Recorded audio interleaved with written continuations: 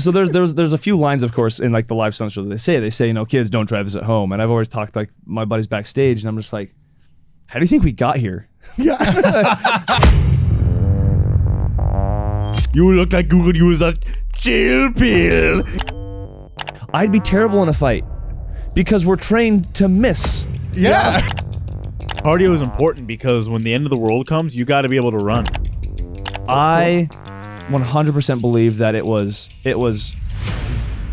God placing opportunities in front of me. So what's like the audition like? Do you walk in and they fake punch you and then you snap your head back in time and then they say, okay, lift up your shirt, and you're like, yeah, that's the moneymaker right there, and you show them your abs. Like, is that how it works? Not quite, almost.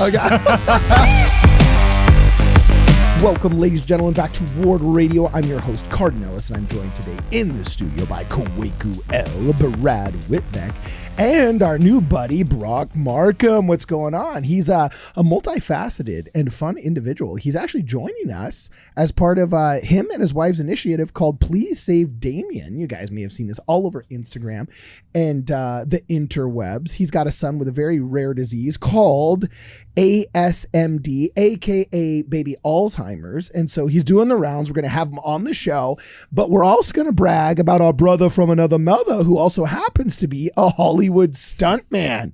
Yes, today we are going to get to see what it's like a day in the life of a Hollywood stuntman. He does everything from feature films to TV to mostly live shows, and it's going to be a lot of fun, and we're going to learn how to do it and then why Kwaku needs to come down and apply for a job as the new Black Batman at Magic Mountain. And what? Black Batman? Yeah, you know, they're diversifying their portfolio for the live shows in Warner Brothers, and I think you'd make a great Batman. I mean, they did that in the comics. You know, oh, shut up, they did? Yeah. I was literally just making that up, dude. Yeah. But okay, awesome. Lucius Fox, you know who that guy is. He plays Morgan Freeman played him in like the Dark Knight trilogy. Oh yeah. He becomes Batman? Nah, one of his sons. Oh, does he do well, like a Batman Beyond kind of thing? Like, it's similar, basically. That'd be So sick. it's not exactly Lucius Fox, obviously in the comics, right? Or sorry, Morgan Freeman, but yeah, he's got two sons, and one of them does kind of step into the role as Batman. You guys remember the Batman movie with Arnold Schwarzenegger, where all of his he was the ice Freeze. guy, yeah, Mr. Freeze. and all of his lines were ice puns. Yeah, Like, that was hey, she's out. After he like freezes the guy, that is one of the worst movies I have ever seen in my entire. It is terrible. Is that the one that Seal did the music for? I don't remember know. So Yeah, Yeah. because it has the Uma Thurman. Yeah, that was Batman It's Forever, like, right? Yeah, Uma Thurman is in it. She's a villain, but like I swear this is real. There's a part that they're robbing a bank or something, and Arnold Schwarzenegger is fighting people, and like what does he say? He says like, oh, he goes, "You look like Google user chill pill," and he like freezes the guy. It is the worst movie I have ever seen. We should just do a Ward Radio review of that, just scene by scene. it sounds incredible. Yeah. I George wanna watch Clooney it so is bad. It's like George Yeah. Clooney's in it, and he's Batman. Oh, that's a different one then. I don't think so. Is it? Or is it Val Kilmer? I know It might be I Val wanna Kilmer. It's either George Clooney or Val Kilmer. That's the George I always, Clooney one. I always mix up Because whichever Uma one's which. Thurman's Poison Ivy in that, and that's George Clooney. Oh, okay, yeah. Yeah, all right. Yeah. Hey, have you ever played Batman yourself? What's the coolest? Now, do you do mostly film and television or mostly live shows? What's your kind of expertise in the whole stunt world, bro? Yeah, mostly live shows. What I've been sticking to, looking to get more into film and TV. I did double Drew Brees for a project once. Oh, okay, cool. Well, you are freaking yoked, bro. Like, what Yeah. size suit do you wear? Like a 48? Like, what? Goodness. I think it's it's 46 or 48, I believe. Dude, 'Cause that, I also do Holy because I'm also a crap. bodybuilder. So Oh, nice. Oh, okay, You don't that say. explains it. I never would have guessed, you know? So, who do people say your film doppelganger is? Who do people say you look like? Don't give me Prince Charming, because No. I'd believe it. No, I was him in a parade once. Let's see. I've been. Some people say like Ryan Gosling. As far as like kind of look wise, I think I'm a bit bigger than he is. Yeah, I was Height-wise, about we're to the say, same. dude, he's pretty small. Chris Evans as well, and then Okay, well now you're just bragging, and I'm getting one pissed. of the Skarsgård brothers.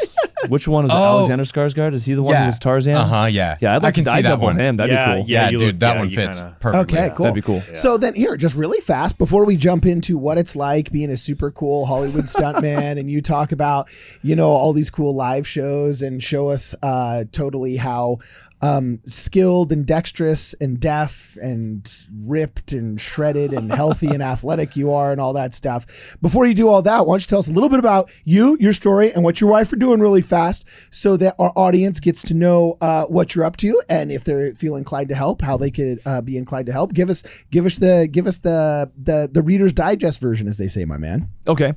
So myself and my wife, Brittany, we had our first baby boy in 2019, and up until about December of 2020 to January of 2021, we thought he was completely normal. He was talking, he was scooting around, he was starting to stand up and starting to kind of move around furniture and everything.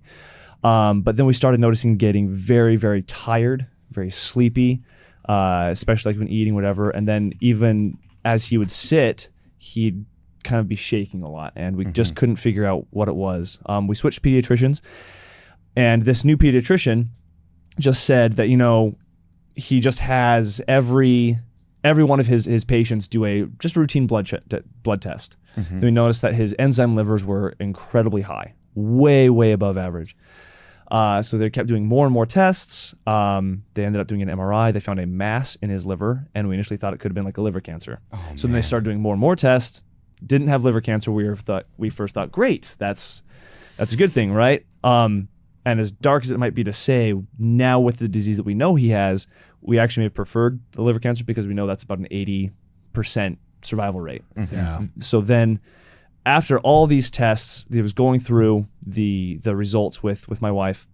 He said in the last one, they said, well, it looks like they were also testing for Niemann-Pick. He's like, what is that? He says, don't worry. Many people can live into adulthood with it. And he's like, what does that mean? You can't just say that many people can. That means there's some that don't. Well, after some, again, more and more tests, we found out that yes, he was diagnosed with Niemann-Pick type A, which is also called acid sphingomyelinase deficiency. Wow. Okay. Yeah, it's a big word. But as Cardin said, it's kind of also known as like a baby Alzheimer's, right? Because it causes brain deterioration. So basically, what's happening is his body is unable to cycle out a fatty lipid that we all can normally do. And so it builds up within his internal organs, which caused those liver enzymes to be so high because it was super inflamed. Well, I don't want to rush you, bro, but I want to get to the BA part where you guys freaking started fighting back. Right. And just saying we're going to raise these funds for the experimental crap, dude. That is like dad points on steroids. Your BA, dog. Get to that part, dog, because we're going to help you out, man. Okay. Well, all this to be said, there is no treatment for it. Most children pass away by the age of 2 with it. Now, Damian's case is not typical, but it's still lethal. The doctor said don't expect him to live to be 5.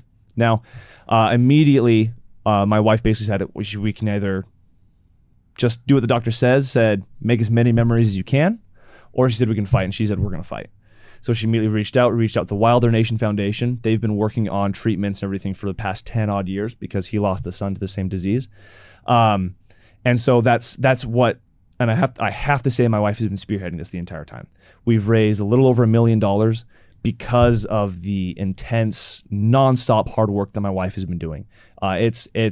She doesn't rest. She doesn't stop. So I heard that basically you guys got to a point where there wasn't any treatment options, but there were some experimental ones that some companies were working on. You talked, correct me if I'm wrong, you talked to the companies and they said, well, what do you need to actually make it? We'll be the experiment. They said, okay, well, at this point it's a function of money. We need at least $1 million. And your wife literally said, I'm going and getting that $1 million. Yeah. And you guys, that's how you came up with your first $1 million, right? Well, so they basically said roughly about $3 million. And so my wife went after it, and yes, we raised just a little over $1 million. And what's crazy is Damian has also been able to get on an experimental brain treatment that we do believe has helped, but it hasn't obviously cured it. Yeah, well, you guys are doing everything, and what totally caught my attention with you guys is the fact that like all these fundraisers you're doing, they're awesome. They're fun. They're positive. Yeah. Seems to be working. These people they're inventing the drugs, and I'm sure you're helping more than just Damian in his journey. There's going to be other people that unfortunately get diagnosed with this. There's a reason why it's got a name. Yeah. Because it shows up in other people as well. And your wife used to be a Disney Imagineer, and so she's converted your house and your garage for Halloween that just ended into this awesome, totally epic haunted house with this cool Disney Imagineer theme that even had the whole haunted mansion rising room. It had like all of the Mickey inset statues. When you go around the corner, there's like this pipe organ that's playing by itself, similar to when you're inside the haunted mansion. I mean, this thing is totally awesome. You've got the whole crew showing up. It's a fun time for everybody. So this is why I wanted to invite you on. Yeah, thank you. So you could familiarize yourself with our audience, show off all this good work you're doing to help raise awareness for this unfortunate and tragic disease that is affecting so few, but also so many simultaneously. Yeah. And just you're out there crushing it, and you're killing it, and you're fighting, and we dig the fighters, baby. Yeah. So anyway, that's your story. And before you start bragging about, you've already bragged about how cool your wife is and how cool your kid is, right? It's true. They're Before you both start bragging about how cool your life is as a stunt man, before I forget, how can people, if they feel so inclined to help out, how can people help you out? Please Save Damian is the Instagram handle, YouTube channel. We have got our GoFundMe. There's the Venmo, PayPal, whatever it is to help with this, because all proceeds 100% are going to the Wilder Nation to expedite potential treatments that are being looked at right now. So please save Damian. Okay, cool. Awesome. He's a cool kid. I met him. I dig Damian. He's pretty rad. You know what I'm saying? So, awesome. Now, we talked Batman a little bit. Okay. And you're your son's superhero. That's the most important superhero, right? Yeah, yes. But with those abs of yours, and those pecs, are you the guy that they vacuum form the Batman suit to, that for some reason does not quite fit me right when I go to Spirit Halloween store? Like, is that how it goes? Like, I don't have experience on that one. I don't know if I can tell you that one, but okay. Well, how do you get into being a live show stunt guy? Okay, like, that's so cool. Okay, it is. I'm super happy with and just blessed with. Bro, you dink around all day. You don't have a job. It's true. You have like a gig that you get grossly overpaid for that keeps you in shape. You're like, sorry, babe, but I gotta go and I gotta work on my like Batman physique. Gotta keep the guns going. I mean, so there's a few lines, of course, in like the live stunt shows. They say, kids, don't try this at home. And I've always talked like my buddies backstage, and I'm just like, how do you think we got here? Yeah. Like we were the ones who tried this stuff at home, right? But what I do love telling the story of how I actually got started, because it's not really about me. It is. I know. I saw your faces. What does that mean? Okay. That's I 100% believe that it was God placing opportunities in front of me. Because so growing up, yes, I always wanted to be a stuntman. I thought it was the coolest job in the world, because it is. So you knew from a young age, stuntman, that's the now. Dude, that's awesome. Kind of, right? Because like I remember going to Universal as a kid. We saw the Old West stunt show and all these things. I always wanted to do feet picks, but then I got this really bad hangnail. And like, who was that, Card? I don't know, dude. Well, he had his dream from childhood. I had mine. Like, But so I grew up in Oregon, and no one in my family are performers, so there was no real way to get into it. Yeah. So I was in sports and athletics all my life. I was actually a personal trainer when my wife and I moved from Utah here to California, so she could finish her master's at Cal Arts. Oh, nice. Right. So I was working at a trainer at a. Wait, she was a gym. Cal Arts girl? Yeah. And she's not as like that? What? No.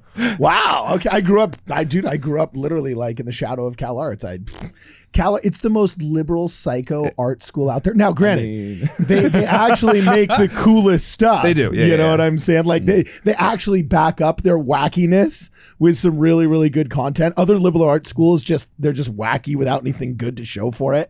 Cal Arts is wacky with like everything good to show for it. But let me tell you, as like an 8-year-old in my apartment complex, complex where there's probably about 150 different CalArts students that live there. I knew what every drug looked like, what weed smelled like, how to paint with acrylics versus water-based and oil-based paint. What was the difference between Krylon and the cheap spray paint? You know, like I knew everything, man. Yeah. No. From CalArts students. So anyway, keep going. Yeah. No. She's very, very strong in her testimony. Strong in the faith. So anyway, so we moved out here. I was working as a trainer, and this particular gym that I was working at was really the only one that I could find around that was really hiring. So started working out there. My plan was work there for a bit, get my certified strength and conditioning certificate, and be a strength coach. Potentially go into like USC or something like that because I had kind of a connection there. Nice. Anyway, so just met a guy who would go into this gym as a member of this gym. Right, super nice guy. His name was Sheridan. Became friends with him after a while. Started talking. So Sheridan, what do you do for work? Oh, I'm a stuntman. I'm like, well, that's the coolest thing. I always wanted to be a stuntman. Yada yada yada. And he's like, can you throw a punch? And I was like, well, I did athletics. I kind of when I was younger. And he's like, well, let me just kind of teach you what they'd be looking for in these live shows because we have auditions basically every year. I'm like, great. Well, that's what I'm going to do now. So he took me under his wing.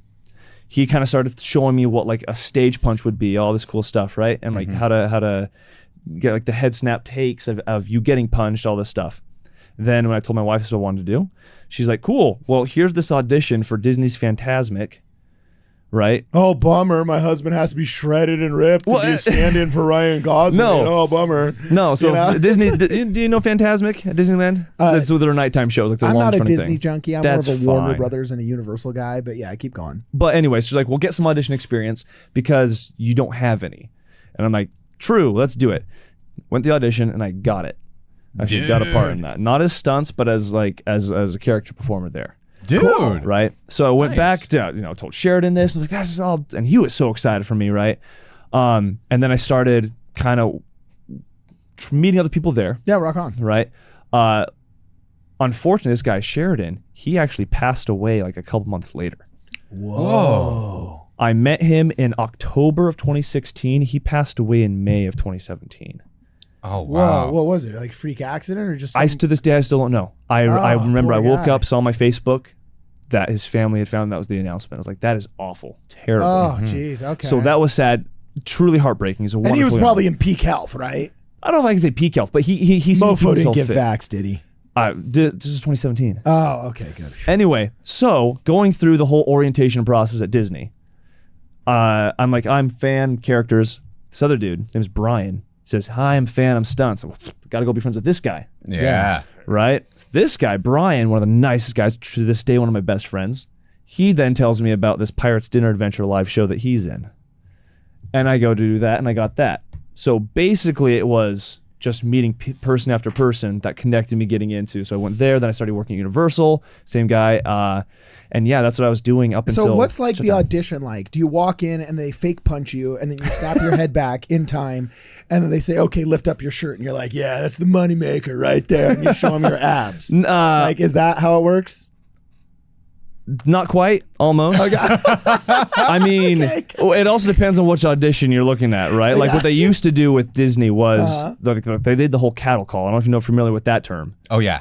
Yeah, right. So you know what it is. So it was. I kid you, there had to be over 1,000 people in the audition there. They'll literally say anybody that wants to audition for all of these roles come, and you walk into the auditorium. You're given a number, Almost like a race. Like You're given a number. it's like you sign up for a marathon. Yeah. Oh yeah. By the way, I did that at Universal. Yeah, I think. Yeah, I did the cattle call to be a Universal Studio tour guide. Yep. Boom, top 1% right here. But so yeah, that's for those ones. That's what they'll do. Then they said, okay, we're gonna walk past you. Just say your name and say hi. And they go in and okay, these numbers come to this side and these numbers go to that side, and like they cut you from there, right? Well, as far as like the stunts go, From how you say hi? yes, I kid you not, they want you to smile at you and say hi.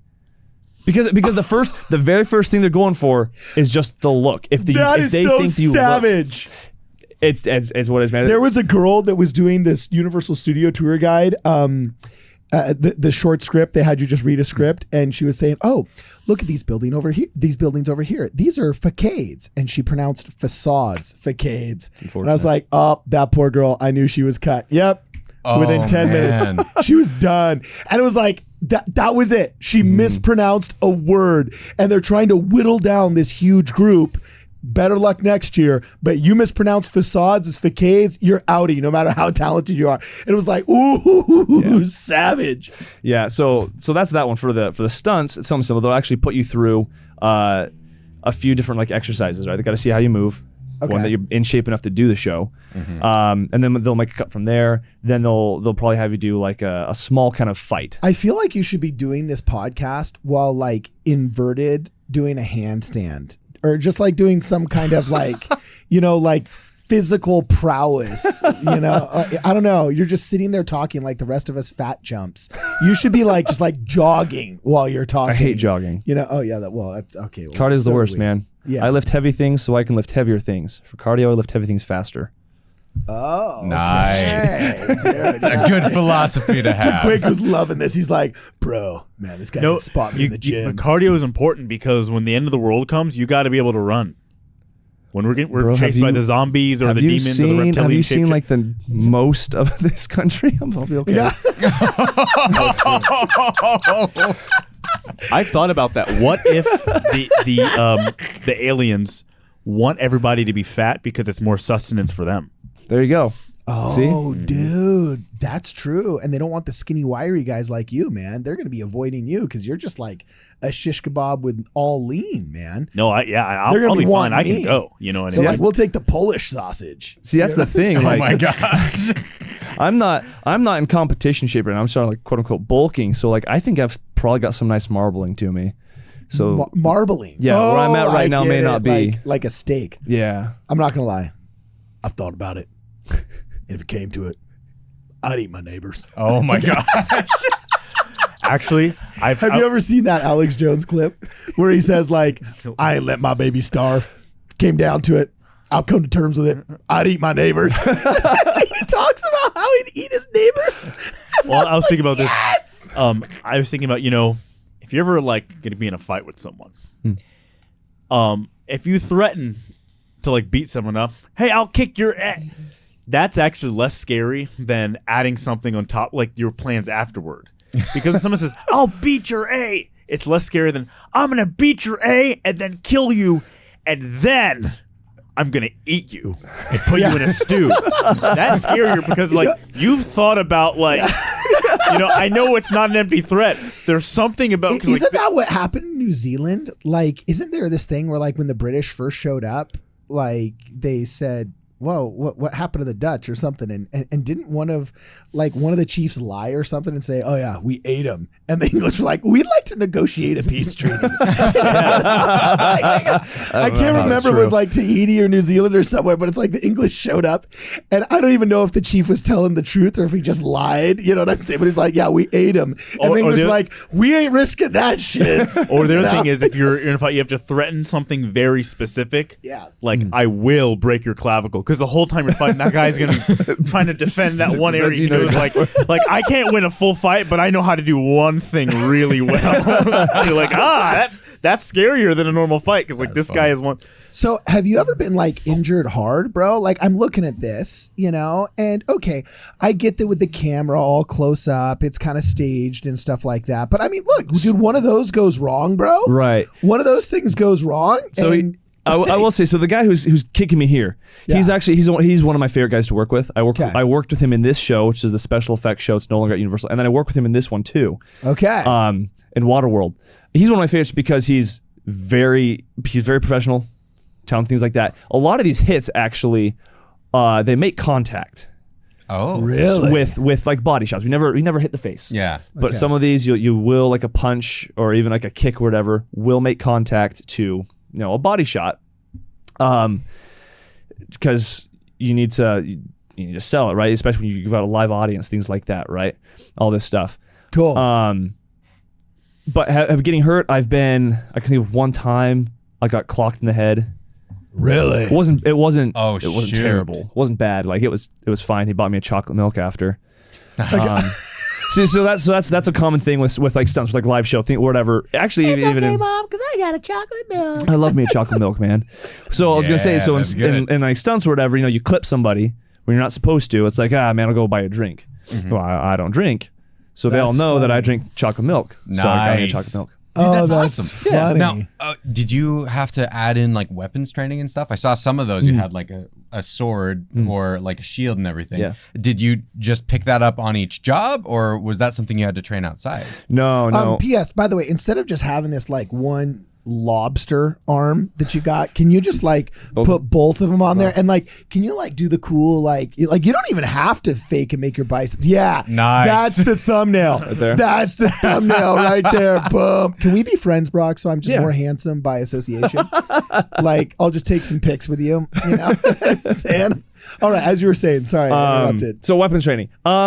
No, I've got a bunch of friends that are very skilled. Like my friend Brian that I was talking about, he's incredibly skilled with fencing. He's nice. very knowledgeable, like 15 odd years of fencing. Oh, right? sick. And I'd like to learn more from him, but as far as like those shows in particular that I've done, it was more you train and you learn with on the job. Yeah, with those Nice. equipment there. And now this is a question that I've got from some stuff I've done myself. Did you find is it more dangerous to rehearse or to actually do the performance? Oh goodness. Depends on who you're fighting. But generally like the rehearsal. Yeah, I'd say yes. Yeah. No, for sure the rehearsal.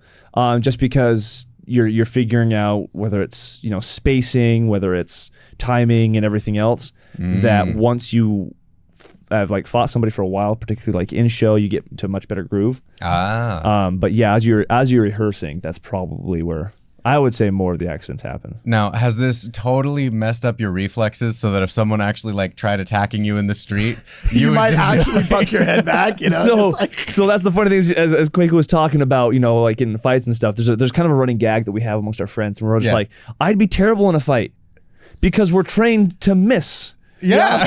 Our punches, we're trained to go here. We're not right straight at the face. Like we're trained to miss, so go like just by the ear. So you're gonna square up and like, oh darn it. Oh, that's funny. Okay, You're like a stormtrooper out there. Unfortunately, we only got 30 seconds before our heart out here. But really fast, what would you say to anybody that wants to become a stuntman? Any brothers and sisters we got out there that are thinking, dude, I'd like to be a stuntman of the shows. That's cool. What should they do besides come down to Hollywood and look for you in a gym somewhere and hope that you hook them up like the guy hooked you up? I mean, so that's going to be the biggest thing actually is networking, is using social media to find these like stunt people or whatever. And if you have the ability to go to these kind of like, they're gyms, but they're like almost like gymnastics or parkour gyms. Oh yeah. Here around the LA area, there's Jam, Joining All Movement. There's Firestorm. Those are two of like the big ones where stunt people go and will train. Well, it'll be doing tricking, whatever, fights and things like that. And it's networking, it's talking to people. And the cool thing is, I would say, is don't be afraid to, go to these people who are stunt performers, stuntmen, and reach out and just kind of ask them, questions themselves and try to get to know them, because it's a very tight knit and wanting to help community.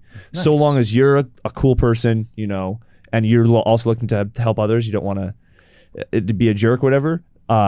People within like the stunts want to help other people, and so that's really cool. That's awesome. Awesome. Well, for this and more information, please check him out at Please Save Damian on Instagram, on YouTube, all over the interwebs. And if you want to hear more from us, please check us out at wardradio.com. Right now, tell me who you are, get in the car. Right now, you for the stars, I want it all. Right now. Hey guys, thanks for watching the video. Before you go, please make sure that you like the video, share it with your friends, and if you haven't subscribed yet, please let this be the video in which we earn your subscription, and that you press the alert button so you're alerted to all of our fun live streams and standalone videos and community posts. Also, if you'd like to help us out, please consider joining the channel. Members get all kinds of cool perks and benefits. They get early access to a lot of our videos and special emoticons and emojis during our live streams and preferential treatment there. It's a lot of fun. Speaking of a lot of fun, we have a super cool Discord. If you'd like to join our Discord, check us out on wardradio.com. There's a link to the Discord there. Also, you can sign up there for our newsletter. Our newsletter is a lot of fun, and you can put your email address in there. And if you'd like to contribute to the program, please consider looking us up on Venmo or on the Cash App. We're on both of those platforms. Also, if you just want to keep watching more content, right about here and probably right about here are going to be some more videos. Please check those out. And as always, For this and more, please make sure that you look us up and check us out at wardradio.com. What it's like to be one of the best. Moving to the beat, feel the song in my chest. Yeah, you know we turning up, never settling for less.